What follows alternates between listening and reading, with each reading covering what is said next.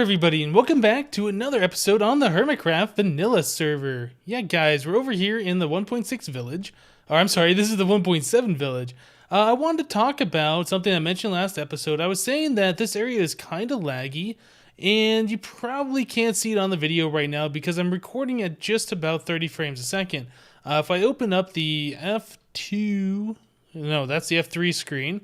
You can see that I am getting exactly 29, 30 frames per second right now.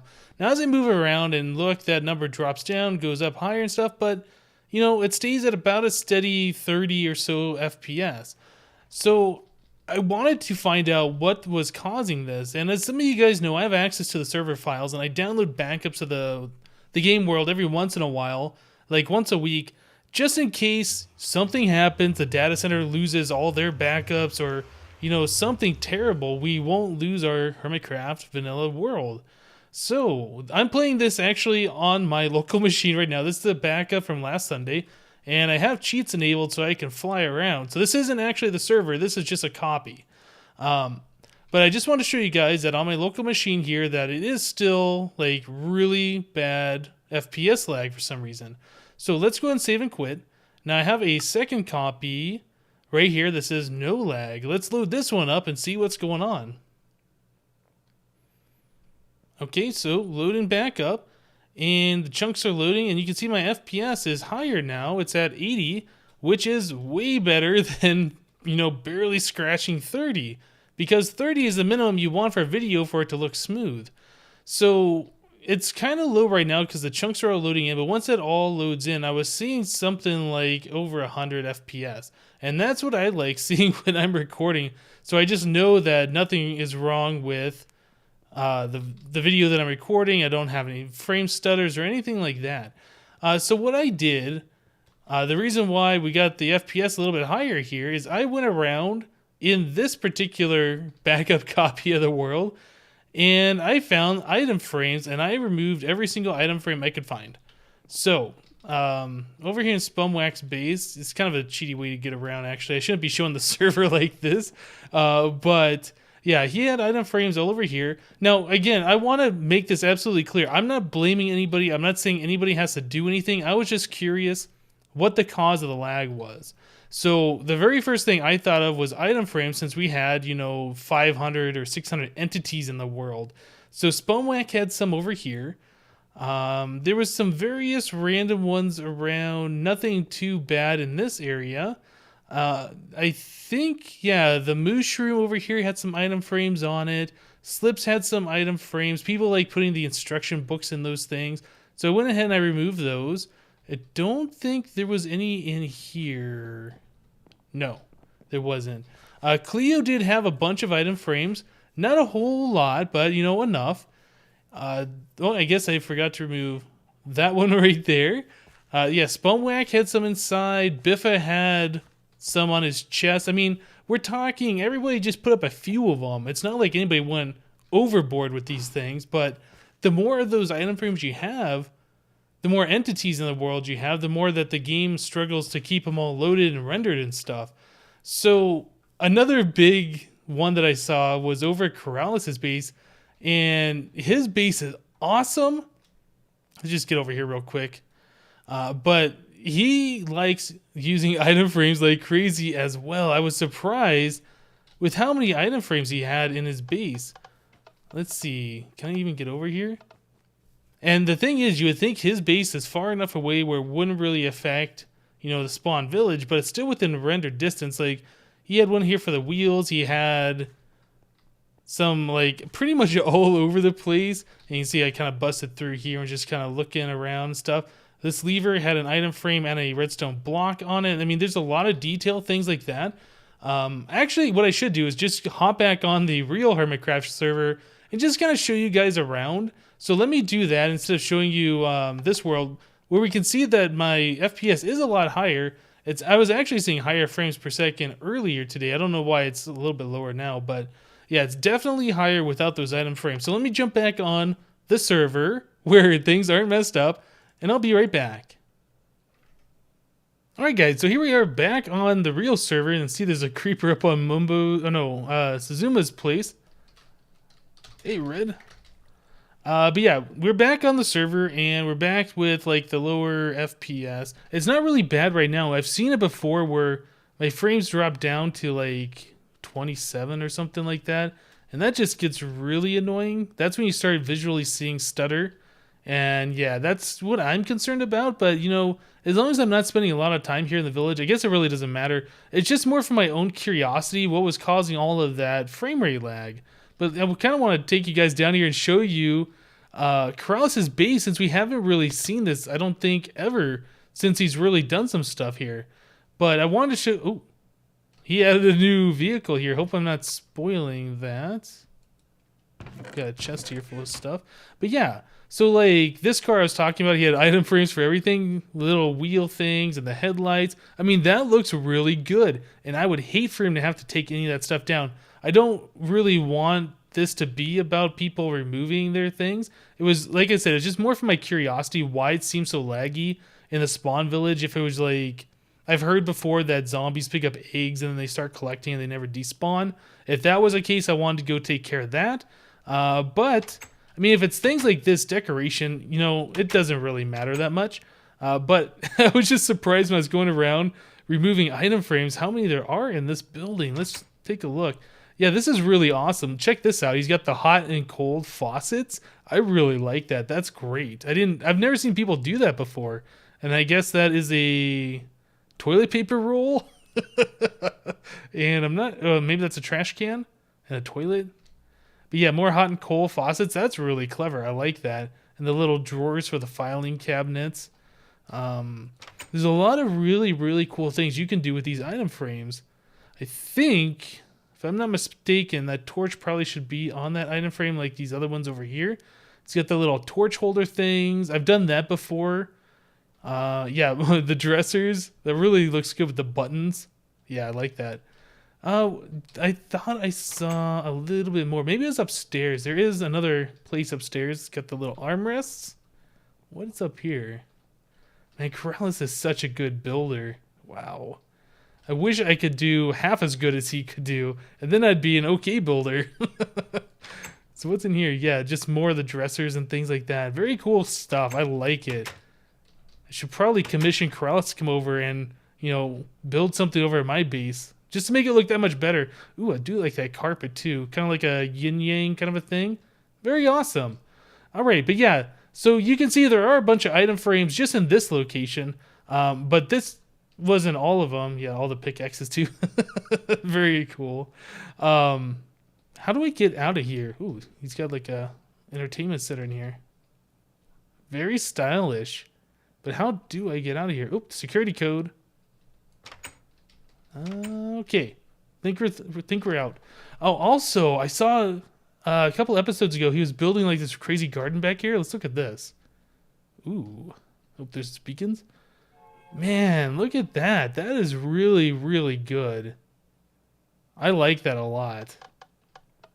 I really should start taking lessons on how to do more creative building projects like that. I mean, that garden just adds so much. Okay, so enough talk about lag and item frames and other such things of that. Today I want to start looking at... Whoa, that's new. Let's actually go over to the business district. I want to start looking at villager trading. That's what I want to do. Last episode we had the problem where I could not get the villagers to breed, and I have actually fixed that problem. I want to show you guys what I've done. Muse management, MGMT. Okay, that's awesome. And then yeah, this flower shop, we kind of saw it last episode and I walked by it. I didn't want to spoil anything. There's a piston. I didn't want to spoil anything. This is Cleo's flower shop. This is really a great idea. There's just so many different flowers in the game. It's good to have them all in like one location. So if you need something, you can just come here and grab some of the ones that you don't have. Yeah, good job, Cleo. I like that. Somebody's been growing a whole bunch of acacia. You know what? While we're here, let's just go take a look real quick over at the shop. See if there's any bit more purchase been made. I really doubt it. I haven't restocked in a while. Let's just... Whoa, hey, we did have another sale. What the? I really wasn't expecting that. What do we got here? Nope, nobody has written their name. Please leave note in book. I guess that doesn't really explain what the note's for. Somebody bought something for 2 diamonds. Yeah, again, I don't remember. Oh, you know what? That was that sword, the looting 1 sword. Yeah, I really need to write down what I'm putting in these chests for sale because people could just take things and not pay, and I would never know. Oh man. All right. So let me take a quick break. I'm going to meet you guys over at the base, and I'll see you there. All right. So I just made it back to the base, and I noticed that there's some signs here. How much you charging for that ass? Monkey Farm charges 9 diamonds. Can you beat it? Schism. Now, actually, I was kind of confused because Monkey Farm is selling mules in his half-ass shop. So I spoke with Schism on Skype and just clarified if he wanted a mule or a donkey. And he does actually want a donkey. Now, I believe when I sold those over to Cleo, I gave her 2 for a diamond block and 2 gold blocks, was it? So I guess half of that, 4.5 diamonds and a gold block, would be how much I'd sell a donkey for. So I'll have to let Schism know that and let him see, or yeah, just let him know if that's what he wants, if he actually does want the donkey. So down here in the base, real quick, before we get into the villager stuff, I did start doing some things on the floor down below, and I want you guys' opinion. So down here, I have made one of these sections completely grass. I was thinking we could either use this as the floor material, the permanent floor material. I mean, it doesn't look too bad in this biome. Or we could use this for, like, you know, having animals down here. Only problem with that is that these guys are noisy, and I know, yeah, they would get on my nerves after a bit. So I started doing it over here as well, just laying out the dirt. But again, we got that slime chunk issue, and if I put grass here, slimes are going to spawn.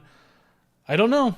I really don't know what I'm going to do about that. That's something I really have to think about, how we're going to deal with these slimes, because that is kind of a bummer down here. Okay, but yeah, let me know what you guys think about the grassy floors. I could do that all the way up here. I think that might look pretty good. Do like maybe a wood border around, have the big grassy floors instead of stone brick. We needed to do something instead of having stone brick everything. All right, so let me meet you over at the villager area. All right, it's just turning nighttime, so we got to be quick. I don't got any protection out here. Creepers could blow this up. But what I ended up doing to fix the villager breeder down there, I did change it out to stone brick just so it looked nicer and it wasn't made out of cobblestone. But I opened it up about 4 or 5 more blocks on this side, so there's a lot more space on this side than there was before, because I think we just had 1 air block in front of both sides. So I opened that up. Let's drop all the way down here and not die. Oh man. Yeah. We got some villagers going on here. Let's go ahead and send this guy up so I can show you that it does in fact work. There you go, little buddy. Oh, we got doors around now. Oh yeah. Time to start the lovemaking. So, that's the only difference that I did, was I opened it up more on this side and then it started working. Now, I don't know if I had to open it up this much. I went to the wiki and it said something about, oh man, look at all those hearts in there. It said something about needing, sorry, I need to get this guy down. I don't want a whole bunch of babies right now. It said something about needing like 5 blocks of open outside area, or I'm not really sure what it is, but the problem was that there was no quote unquote outside area. From what people have told me in the comments and kind of what I've read around, there needs to be more air blocks on one side than the other. Otherwise, the game can't really tell if there's an outside to the building. I don't know. It sounds really weird. I'm sure there's probably a good reason for that. But yeah, that's all that needed to happen. It was just I had to dig a little bit more over here. And like I said, I don't know if I had to dig that much or just 1 block further. But I just decided, you know what, let's open this up even more and try and get this to work. And sure enough, just doing that got these guys to really like each other. Oh man. So what I wanted to do, I set up the same kind of a thing like we had upstairs down here. We got the little tracks so we can separate these guys out. We got the little track switchers. All of this is manual, nothing automatic, nothing fancy at all. But we can put a minecart in there, send a villager over here, and stick them in their cell. And again, on the back behind these things, I have a button so I can press this and send the villagers back out. So I can send them somewhere else, kill them, get the minecart, whatever needs to be done. But what I want to do is I want to start trading with these guys. And I looked on the wiki as well for the villagers, and there's a list of every single type of villager and all of their trades. And there's like there's different color arrows on there that tells you if it's a rare trade or a common trade. So what I want to do is I want to start breeding, or not breeding, but trading these guys and trying to get some really good trades. Now the ones that I really want is the one that I think it's a blacksmith, and I think it might be a priest. I could be wrong. Yo, D-Mac. That their last trade is coal. I know Jevin is working on this as well. And I want to get my own set too before we upgrade to 1.8. Like I said, I don't know when we're going to do that. It's going to happen pretty soon. But I want to try and get these guys unlocked, or at least try and get 1 or 2 good villagers before that happens. So what I need to do is start trading with these guys. I need to get the little checklist open, find out which ones we want. This is not a good one. You'd want one of these librarians where the paper is the very final trade. But this is still not bad. I mean, just give them some paper. You get some emeralds. Yeah, we'll keep them around for a while. We need emeralds to even trade any further with this guy. So that's kind of a problem. But the blacksmiths are definitely good. Wheat for emeralds is not bad. And then emeralds for bookshelves, meh. But, I mean, being that this is a librarian, his last trade could be, you know, paper for emeralds. So that would be excellent. If you guys don't know about these villagers, another thing that's kind of interesting about them is all of their trades can be locked out except for the very last trade. You can never lock that out. So you can, and if you trade the very last trade, all of their other things that are locked out unlock again. So if you get it, like you have like a librarian that has a really good book, Silk Touch or something, you'll never get that. But say you lock that out and you want more, you just go to his very last trade whatever that is, and then you can just get more. So ideally, you'd want one that gives you emeralds for the very last trade for something like coal or paper, and then you can spend those emeralds on things you really, really want. Okay, that's a lot of talking. What I'm going to do is I'm going to start doing a little bit of basic trading.